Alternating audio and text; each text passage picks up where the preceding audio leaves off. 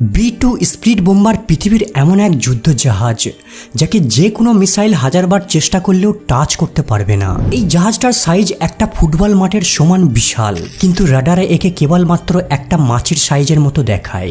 $2 billion খরচা করে তৈরি করা এই জাহাজটা আজ পর্যন্ত পৃথিবীর সবথেকে ব্যয়বহুল জাহাজ। যখন এই জাহাজটা অ্যাকশন মোডে থাকে, ঠিক এভাবে কয়েকশো বোমের কার্পেটকে বেচাতে থাকে আর নিমিষেই শত্রুদের ঘাঁটিকে ধরে মিশিয়ে দেয়। এমন এক যুদ্ধ জাহাজ যা পৃথিবীর মানচিত্রকেই বদলে দিতে পারবে। কিন্তু সব থেকে চিন্তার বিষয় হলো 52 মিটার চওড়া হওয়ার পরেও কেন কমপ্লেক্স রাডারে এটা ধরা পড়ে না। এর মধ্যে কি এমন রহস্য লুকিয়ে রয়েছে যা এমনকি রাশিয়া চায়নার মতো শক্তিশালী দেশও একে ভয় পায়।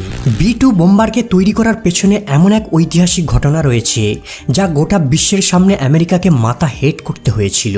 1 মে 1960 সালে রাশিয়ার উপর গোপনে নজরদারি করার জন্য CIA একটি U2 স্পাই প্লেনকে লঞ্চ করে। এই সময়টা ছিল ঠান্ডা লড়াইয়ের, আর এই সময়ে আমেরিকা আর রাশিয়া দুই পাওয়ারফুল দেশ তাদের টেকনোলজির সাহায্যে একে অপরকে তাচ্ছিল্য করার চেষ্টা করত।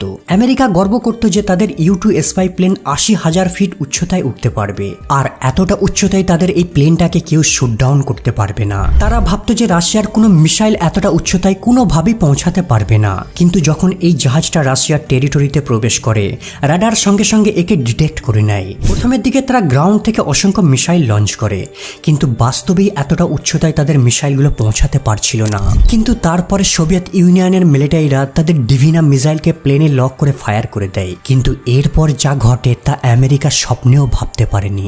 S-75 80,000 ফিট উচ্চতায় উড়ে গিয়ে U2কে নিখুঁতভাবে হিট করে দেয়, আর জাহাজের টুকরোগুলো ইয়াকাটেরিনবার্গ শহরের উপর গিয়ে পড়ে, আর পাইলটকে তারা গ্রেপ্তারও করে নেয়। এই ঘটনার পর গোটা বিশ্বে আমেরিকার খুব বাজে প্রভাব পড়ে, আর এখান থেকে শিক্ষা পেয়ে দুই দেশ নিজ নিজ টেকনোলজিকে ইমপ্রুভ করার কাজে লেগে পড়ে।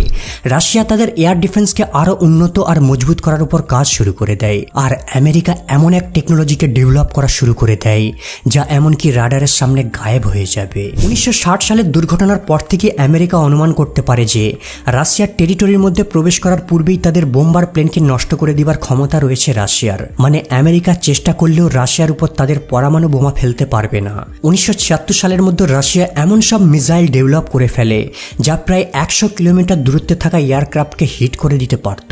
এই সময় রাশিয়ার এয়ার ডিফেন্স এতটাই মজবুত হয়ে যায় যে একজন আমেরিকান এয়ারফোর্স জেনারেল জানায় রাশিয়ার ভিতর তাদের বোম্বার প্লেনকে পাঠানোর অর্থ ঠিক অনেকটা ভীমরুলদের বাসায় ঢিল ছোড়া। আর এই কারণে 1978 সালে আমেরিকা অ্যাডভান্স টেকনোলজি বোম্বার বা ATB প্রোগ্রামের উপর কাজ শুরু করে দেয়। এই প্রোগ্রামের মূল উদ্দেশ্য ছিল এমন এক বোম্বার প্লেন তৈরি করা যা রাশিয়ার ভূখণ্ডের ভিতর প্রবেশ করে বোম